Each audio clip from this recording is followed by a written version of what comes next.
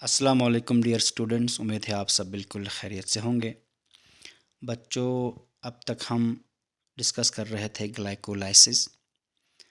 आपने अब तक समझा कि ग्लाइकोलाइसिस एक यूनिवर्सल मेटाबॉलिक पाथवे है जो हर लिविंग सेल में चलता है। इस पाथवे के दौरान एक मॉलिक्यूल ग्लूकोज की ब्रेकडाउन हो जाती है या सेपरेटिंग हो जाती है और उससे दो मॉलिक्यूल्स पायरुवेट बन जाते हैं। ग्लूकोज से पायरुवेट बनने की इस प्रोसेस में 10 रिएक्शन स्टेप्स लगता है, 10 रिएक्शन स्टेप्स। तो 10 रिएक्शन स्टेप्स के बाद एक मॉलिक्यूल ग्लूकोज से दो मॉलिक्यूल पायरुवेट बन जाते हैं। इस 10 रिएक्शन स्टेप्स को हम दो फेजेस में डिवाइड करते हैं।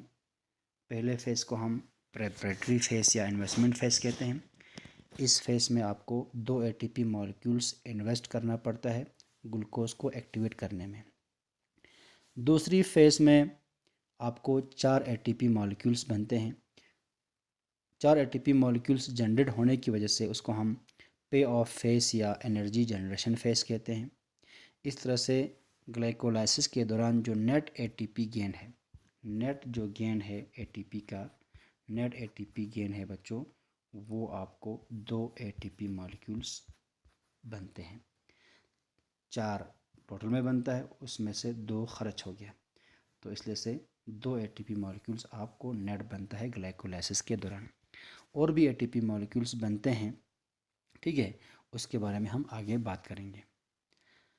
अब आज का हमारा टॉपिक है बच्चों फेट ऑफ पायरुवेट, यानी जो पायरुवेट बना ग्लाइकोलाइसिस के एंड में, वो आगे जाके किस पाथवे में जाएगा, ये किस पाथवे से जाएगी और इस पायरुवेट से कौन से आगे जाके मॉलिक्यूल्स बनेंगे, उसको हम फेट ऑफ पायरुवेट कहते हैं। यानी पायरुवेट की फेट क्या है, पायरुवेट आगे जाके क्या बनेगी, वो है हमारा आज का टॉपिक।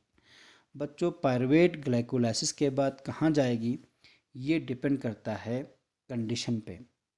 कंडीशन दो किस्म के हो सकते हैं, एक है एरोबिक कंडीशन, एरोबिक कंडीशन, दूसरा है एन एरोबिक कंडीशन।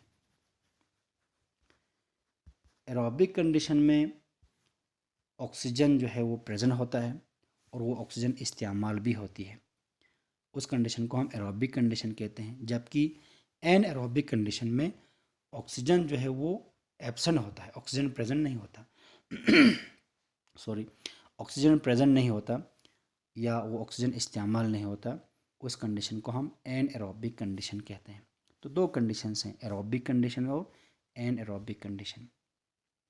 तो चलो बच्चों बात करते हैं पहले एरोबिक कंडीशन की। एरोबिक कंडीशन में क्या होता है, एरोबिक कंडीशन में जो पायरुवेट बनता है ग्लूकोज से, ये पायरुवेट बनता है, ये पायरुवेट माइटोकॉन्ड्रिया में चला जाता है, क्योंकि यहाँ एरोबिक कंडीशन में माइटोकॉन्ड्रिया इन्वॉल्व होती है। याद रखना आपको, एरोबिक कंडीशन में माइटोकॉन्ड्रिया इन्वॉल्व होती है और माइटोकॉन्ड्रिया में ऑक्सीजन जो है वो यूज़ होती है, इसलिए पायरुवेट माइटोकॉन्ड्रिया में चला जाता है। माइटोकॉन्ड्रिया में जाते जाते ये पायरुवेट दो कार्बन डाइऑक्साइड मॉलिक्यूल, क्योंकि एक पायरुवेट से एक कार्बन डाइऑक्साइड, दो से दो, तो चलो हम एक पायरुवेट से शुरू करते हैं बात। एक पायरुवेट से एक कार्बन डाइऑक्साइड रिमूव होती है तो उससे बनती है एसीटेट। पायरुवेट से जब कार्बन डाइऑक्साइड रिमूव होती है तो बनता है एसीटेट। ये एसीटेट बाद में कोएंजाइम ए के साथ कंबाइन होकर बनता है बच्चों क्या, एसिटाइल कोएंजाइम ए। माइटोकॉन्ड्रिया में बनता है एसिटाइल कोएंजाइम ए। ये एसिटाइल कोएंजाइम ए फिर एक साइकिल में चलता है, उसको हम क्रेब्स साइकिल कहते हैं। उस क्रेब्स साइकिल के दौरान, ठीक है बच्चों, कार्बन डाइऑक्साइड बनता है, वाटर बनती है और उस दौरान NaDH प्लस H पॉजिटिव बनता है, FADH2 बनता है, तो ये सारी चीज़ें बनता है। NaDH प्लस H पॉजिटिव और FADH2 ऑक्सीडाइज होती है।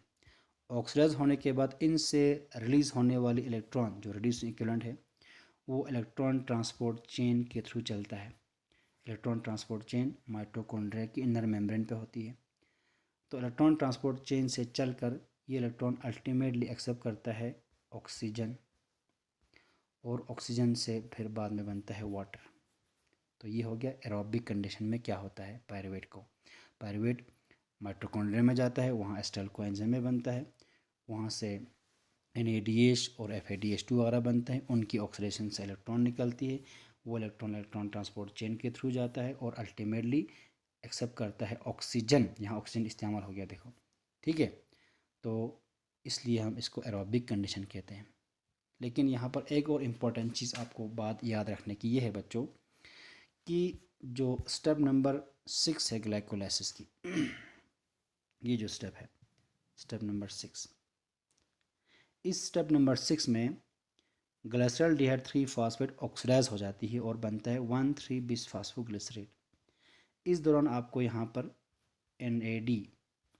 NAD प्लस इस्तेमाल होती है और उससे बनता है आपको NADH plus H positive, NADH plus H positive बनता है। कहाँ पर? ग्लाइकोलाइसिस के स्टेप नंबर 6 पे।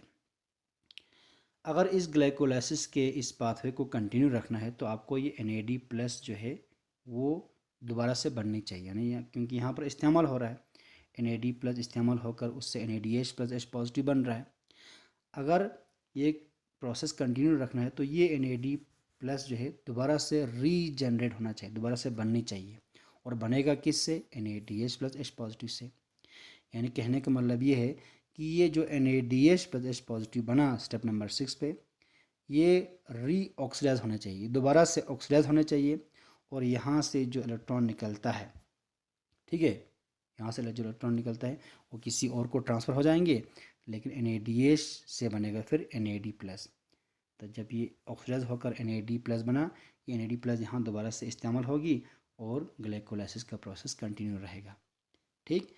तो ये जो NADH प्लस H पॉजिटिव जो स्टेप नंबर 6 से बना, इसकी ऑक्सीडेशन से जो इलेक्ट्रॉन बना ये कौन एक्सेप्ट करता है, ठीक है, वो डिपेंड करता है, ठीक है बच्चों, एरोबिक और एनारोबिक कंडीशन पर। एरोबिक कंडीशन में जैसे अभी हमने बात किया, एरोबिक कंडीशन में क्या हुआ कि जो पायरुवेट बना वो पायरुवेट तो माइटोकॉन्ड्रिया में चला गया, और ग्लाइकोलाइसिस के स्टेप नंबर 6 में जो NADH प्लस H पॉजिटिव बनी वो ऑक्सीडाइज हो जाती है। उसकी ऑक्सीडेशन से जो इलेक्ट्रॉन निकल जाता है वो जाता है बच्चों फिर इलेक्ट्रॉन ट्रांसपोर्ट चेन को। जैसे अभी मैंने पहले बात किया था, माइटोकॉन्ड्रिया में इलेक्ट्रॉन ट्रांसपोर्ट चेन है, उस इलेक्ट्रॉन ट्रांसपोर्ट चेन में जाता है ये इलेक्ट्रॉन जो NADH प्लस H पॉजिटिव से बना। तो जब इलेक्ट्रॉन ट्रांसपोर्ट चेन में गया तो ये NADH ऑक्सीडाइज होकर क्या बनेगा? NAD प्लस, और ये NAD प्लस ग्लाइकोलाइसिस में इस्तेमाल होगा, जिसकी हम अभी बात कर रहे थे। तो ग्लाइकोलाइसिस कंटिन्यू रहेगा, ठीक है। लेकिन NADH प्लस H पॉजिटिव से जो इलेक्ट्रॉन गया वो इलेक्ट्रॉन ट्रांसपोर्ट चेन को, और इलेक्ट्रॉन ट्रांसपोर्ट चेन में ये इलेक्ट्रॉन कौन एक्सेप्ट करेगा? लास्ट में ऑक्सीजन, और उस ऑक्सीजन से वाटर बनती है। इस पर हम आगे और तफसील से और डिटेल से बात करने वाले हैं, ठीक है बच्चों। इस पर हम ज़्यादा बात नहीं करेंगे, आज हम ज़्यादा फोकस करेंगे कि एनएरोबिक कंडीशन में पायरुवेट की फेट क्या है। एरोबिक कंडीशन में हम आगे और बात करेंगे, फ़िलहाल थोड़ा सा आपको बात हो गया यहाँ पर कि क्या होता है एरोबिक कंडीशन में पायरुवेट को और NADH प्लस H पॉजिटिव को जो स्टेप नंबर 6 में बनता है। अब हम ज़्यादा फोकस करने वाले हैं आज fate of pyruvate under anaerobic condition. Anaerobic condition में पायरुवेट से क्या होता है? तो बच्चों आपको पता है कि ग्लाइकोलाइसिस को कंटिन्यू रखने के लिए NAD प्लस जो है वो रीजनरेट होना चाहिए, ये इम्पोर्टेंट है, ठीक। अब एनएरोबिक कंडीशन में माइटोकॉन्ड्रिया तो है नहीं, ऑक्सीजन तो है नहीं, तो ये NAD प्लस कैसे बनेगा? यानी NADH प्लस H पॉजिटिव अपने रिड्यूसिंग इक्विवेलेंट अपने इलेक्ट्रॉन को कहाँ देगा? इलेक्ट्रॉन ट्रांसपोर्ट चेन तो है नहीं, ऑक्सीजन तो है नहीं, तो ये कैसे रीजनरेट होगा NAD प्लस एनएरोबिक कंडीशन में? उस पर हम बात करेंगे। तो ये दो तरीके से रीजनरेट हो सकते हैं। एनएरोबिक कंडीशन में NAD प्लस दो तरीके से रीजनरेट हो सकते हैं। एक तरीका है बच्चों, उसको कहते हैं हम लैक्टिक एसिड फर्मेंटेशन। क्या कहते हैं? Lactic acid fermentation. ये लैक्टिक एसिड फर्मेंटेशन में क्या होता है, जो पायरुवेट बना ग्लाइकोलाइसिस के दौरान ये रिड्यूस हो जाती है, सिंपली ये रिड्यूस हो जाती है और ये बन जाते हैं लैक्टेट या lactic acid. Pyruvate is reduced to form lactic acid. Pyruvate is reduced to form lactic acid. और रिड्यूस होने के लिए जो इसको रिड्यूसिंग इक्विवेलेंट चाहिए, जो इलेक्ट्रॉन चाहिए, जो हाइड्रोजन चाहिए, वो देता है NADH प्लस H पॉजिटिव। और ये NADH प्लस H पॉजिटिव कहाँ से बना है आपको पता है, स्टेप नंबर 6 पे बना है। ग्लाइकोलाइसिस के स्टेप नंबर 6 में जो NADH प्लस H पॉजिटिव बना, यहाँ इस्तेमाल हो रहा है पायरुवेट को रिड्यूस करने में। अब जब पायरुवेट रिड्यूस होकर लैक्टेट बनी, NADH प्लस H पॉजिटिव जो है वो कन्वर्ट हो गया NAD प्लस में। तो यही तो चाहिए था, NAD प्लस आपको ग्लाइकोलाइसिस में चाहिए स्टेप नंबर 6 पे। किस लिए चाहिए, ग्लाइसरॉल्डिहाइड 3 फास्फेट को ऑक्सीडाइज करके 1,3 बिस फास्फोग्लिसराइड बनाने के लिए, ताकि ग्लाइकोलाइसिस कंटिन्यू रहे। अब देखो कोई मसला नहीं है, एरोबिक कंडीशन ना हो, ऑक्सीजन ना हो, माइटोकॉन्ड्रिया ना हो, तब भी ये NAD प्लस रीजनरेट हो सकते हैं दूसरी तरीके से। ठीक है, वो तरीका है lactic acid fermentation. Lactic acid fermentation, तो लैक्टिक एसिड फर्मेंटेशन में क्या होती है, पायरुवेट रिड्यूस होकर लैक्टेट बन जाती है, लैक्टिक एसिड बन जाती है। उस दौरान NADH प्लस H पॉजिटिव जो इस्तेमाल होकर ऑक्सीडाइज होकर वो NAD प्लस बन जाती है। ठीक, NAD प्लस जो है दोबारा से स्टेप नंबर 6 में इस्तेमाल होती है, ग्लाइकोलाइसिस को कंटिन्यू रखता है। यहाँ जो इस्तेमाल होता है एंजाइम, वो है बच्चों लैक्टेट डिहाइड्रोजनेस। तो लैक्टेट डिहाइड्रोजनेस एंजाइम वो एंजाइम है जो पायरुवेट को लैक्टिक एसिड या लैक्टेट बनाता है। ये लैक्टिक एसिड फर्मेंटेशन कहाँ होता है बच्चों, ये होता है एक तो कुछ लैक्टिक एसिड बैक्टीरिया है उनमें होता है। ठीक है, इरिथ्रोसाइड में होती है, आपको पता है RBC इरिथ्रोसाइड्स, वहाँ ऑक्सीजन नहीं होता।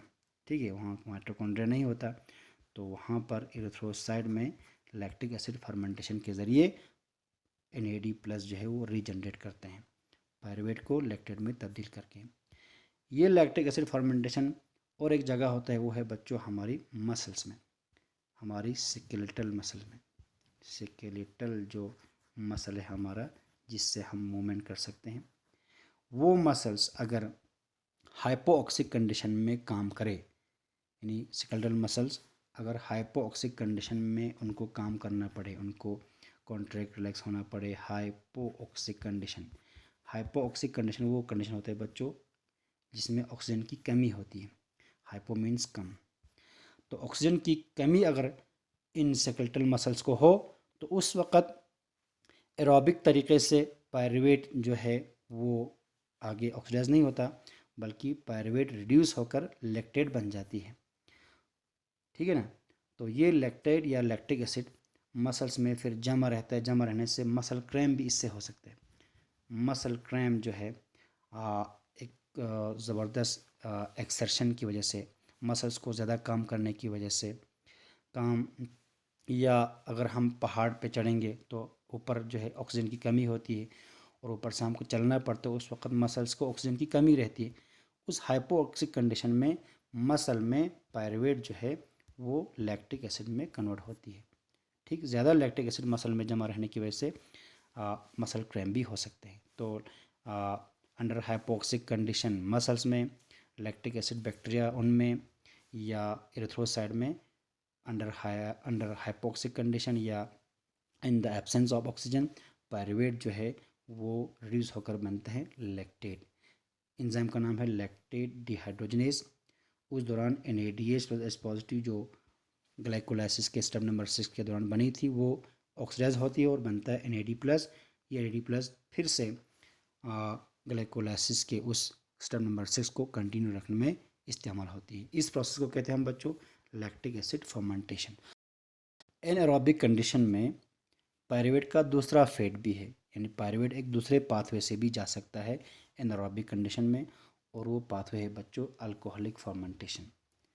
तो अल्कोहलिक फर्मेंटेशन में क्या होता है, ऑक्सीजन की कमी है, ऑक्सीजन तो है नहीं, तो उस वक़्त पायरुवेट से कार्बन डाइऑक्साइड जो है वो रिमूव हो जाती है, ये रिमूव होती है, तो पायरुवेट से बनता है एसिटाल्डिहाइड। ठीक, फिर एसिटाल्डिहाइड की रिडक्शन हो जाती है, तो एसिटाल्डिहाइड की रिडक्शन से बच्चों एसिटाल्डिहाइड से इथेनॉल बन जाती है जो एक अल्कोहल है। ठीक, ये 2 स्टेप्स में मुकम्मल होती है अल्कोहलिक फर्मेंटेशन। पहले स्टेप में पायरुवेट की डीकार्बोक्सिलेशन होती है, कार्बन डाइऑक्साइड रिमूव होती है और बनता है एस्टल्डिहाइड। एंजाइम का नाम है पायरुवेट डी कार्बोक्सिलेज। दूसरी स्टेप में क्या होता है, एस्टल्डिहाइड रिड्यूस हो जाती है और रिड्यूस होकर बनता है इथेनॉल। तो इस रिडक्शन के दौरान आपको जो एंजाइम इस्तेमाल होता है वो है बच्चों अल्कोहल डिहाइड्रोजनेज। तो अल्कोहल डिहाइड्रोजनेज की मदद से एस्टल्डिहाइड रिड्यूस होकर इथेनॉल बन जाती है। इस दौरान NADH प्लस H पॉजिटिव इस्तेमाल होती है।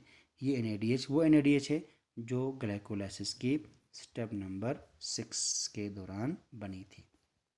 इसको दोबारा से रीऑक्सीडाइज करना है। ये पाथवे हो रहा इसलिए है क्योंकि NAD को रीजनरेट करना है ताकि NAD ग्लाइकोलाइसिस को कंटिन्यू रख सके। ठीक है बच्चों, तो एनारोबिक कंडीशन में ग्लाइकोलाइसिस को कंटिन्यू रखने के लिए NAD चाहिए, लेकिन NAD प्लस कैसे रीजनरेट होगा, NADH की ऑक्सीडेशन से। और ये NADH की ऑक्सीडेशन के दौरान जो इलेक्ट्रॉन यहाँ से रिड्यूसिंग इक्विवेलेंट निकलेगा वो एक्सेप्ट करता है एस्टल्डिहाइड और एस्टल्डिहाइड से बनता है इथेनॉल। ठीक है बच्चों, तो ये दूसरा तरीका है क्या, जिसको हम अल्कोहलिक फर्मेंटेशन कहते हैं। तो एनारोबिक कंडीशन में पायरुवेट के दो तरह से ये आगे चलता है। एक जो है लैक्टिक एसिड फर्मेंटेशन जिसमें पायरुवेट से लैक्टेट बनता है। दूसरा है अल्कोहलिक फर्मेंटेशन जिसमें पायरुवेट से इथेनॉल बनता है जो एक अल्कोहल है। और बच्चों अल्कोहलिक फर्मेंटेशन मेनली होता है यीस्ट में और कुछ और भी माइक्रो ऑर्गेनिजम्स हैं उनमें ये अल्कोहलिक फर्मेंटेशन होती है। ठीक है, तो अंडर एनारोबिक कंडीशन पायरुवेट के दो फेट्स है, एक अल्कोहलिक फर्मेंटेशन और एक है लैक्टिक एसिड फर्मेंटेशन।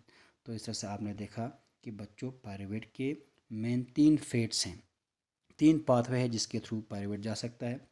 एक है एरोबिक कंडीशन में पायरुवेट से एस्टाइल कोएंजाइम है, फिर आगे जाके क्रेब्स साइकिल के दौरान कार्बन डाइऑक्साइड, वाटर और वहाँ से निकलता है NADH प्लस H पॉजिटिव। ठीक है, FADH2 वगैरह निकलता है माइटोकॉन्ड्रिया में। एक ये पाथ है। दूसरा पाथ है पायरुवेट से लैक्टेट बनाना और तीसरा पाथ है पायरुवेट से इथेनॉल और कार्बन डाइऑक्साइड बनना। इसको हम अल्कोहलिक फर्मेंटेशन कहते हैं और लैक्टेट बनने वाली इस पाथवे को हम लैक्टिक एसिड फर्मेंटेशन कहते हैं। ठीक है बच्चों, तो इंशाल्लाह आपको ये समझ आ गया होगा। ठीक है, आगे जो टॉपिक हम डिस्कस करेंगे, तब तक फ़ी अमानिल्लाह, खुदा हाफिज़।